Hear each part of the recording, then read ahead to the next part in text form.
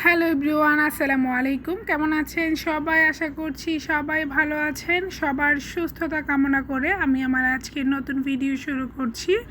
দেখেই বুঝতে পারছেন আজকে আমি আপনাদের সাথে কি শেয়ার করতে যাচ্ছি। আজকে আপনাদের সাথে প্যানকেক শেয়ার করব। তার আগে বলে নিচ্ছি, যারা আমার চ্যানেলটাকে সাবস্ক্রাইব করেছেন তাদেরকে অসংখ্য ধন্যবাদ, আর যারা এখনও করেননি প্লিজ চ্যানেলটাকে সাবস্ক্রাইব করে দিবেন। ভিডিওটা ভালো লাগলে একটা লাইক দিয়ে দিবেন। আপনাদের একটা লাইক আমার ভিডিওগুলো আরও অনেকের কাছে পৌঁছে দেবে, আমি নতুন নতুন ভিডিও করার উৎসাহ পাবো।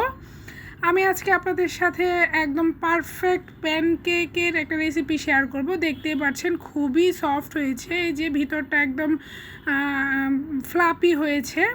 আমি আজকে আপনাদের এই প্যানকেকের রেসিপিটি শেয়ার করতে যাচ্ছি। তার জন্য আমার যে উপকরণগুলো প্রয়োজন সেগুলো আমি দেখিয়ে দিচ্ছি। এই যে আমি প্যানকেকটা তৈরি করার জন্য যে সকল উপকরণগুলো লাগবে সেগুলো আমি একসাথে নিয়ে নিলাম, তাহলে দেখা যায় কাজটা খুবই দ্রুত করা যায়। আমার আজকের 5 মিনিটে আমি প্যানকেকগুলো তৈরি করে নিয়েছিলাম। আমি প্রথমে যে একটা বলের মধ্যে 2টা ডিম নিয়ে নিলাম, 1/3 কাপ পরিমাণ চিনি নিয়ে নিলাম। যে দেখতেই পাচ্ছেন আমি পরিমাণটাও বলে দিচ্ছি।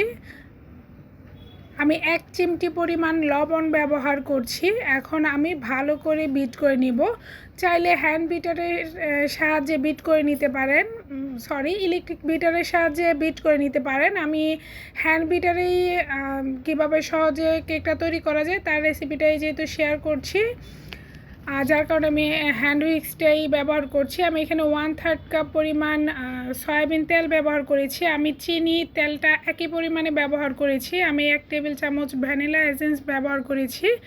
আমি কিন্তু সবগুলো উপকরণ একসাথে ব্যবহার করছি না, ধাপে ধাপে ব্যবহার করছি।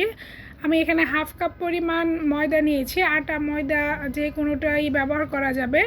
এখন আমি অর্ধেকটা পরিমাণ দিয়ে আমি কিছুটা মিশিয়ে আবারও পরবর্তীতে আরও বাকি ময়দাটা মিশিয়ে নিয়েছি। এখন আমি ভালোভাবে মিশিয়ে নিয়ে 1 টেবিল চামচ পরিমাণ গুঁড়া দুধ নিয়েছি। 1 চিমটি পরিমাণ আমি বেকিং পাউডার নিয়েছি। এখন এটাকে ভালোভাবে মিক্সড করে নিয়ে আমার ব্যাটারটা যখন দেখলাম কিছুটা টাইট হয়ে আসছে, আমি এখানে কিছুটা লিকুইড মিল্ক ব্যবহার করছি। দেখতে পাচ্ছেন আমি এখানে পুরোটা ব্যবহার করব না।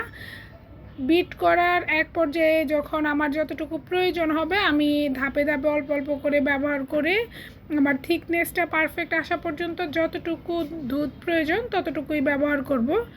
আমি 1 টেবিল চামচের মতো ব্যবহার করেছি, যেহেতু আমার ডিমটা বড় ছিল। পারফেক্টই হয়েছে, ব্যাটারটা আমি কিন্তু দেখিয়ে দিয়েছি। এখন একটা প্যান গরম করে যে প্যানে দিয়ে দিলাম। আমি প্যানে যখন ব্যাটারটা দিয়েছি তার 1 থেকে 1.5 মিনিটের মধ্যে একটা পাশ হয়ে এসেছে। দেখতে পাচ্ছেন খুব পারফেক্ট একটা কালার এসেছে। আমি উল্টে অপর পিসটাও কিছুটা হালকা কালার করে নিয়েছি। আমি যেহেতু বাচ্চাদের টিফিনের জন্য তৈরি করছি সেই জন্য আমি একই প্যানে 3টা করে দিয়ে খুব দ্রুত করার চেষ্টা করেছি। আমি যতগুলো উপকরণ নিয়েছি তার মধ্যে আমার প্রায় 15টার মতো একই সাইজের প্যানকেক হয়েছে। কেকগুলো দেখেই বুঝতে পারছেন সাইজটা কেমন হয়েছে। আমি সবগুলো তৈরি করতে আমার 5 মিনিটের সময়ও লাগেনি, খুবই দ্রুত আমার প্যানকেকগুলো হয়ে গিয়েছে। ঝটপট এভাবে বাচ্চাদের টিফিনেও দেওয়া যায়, বিকালে নাস্তা হিসেবেও খাওয়া যায়।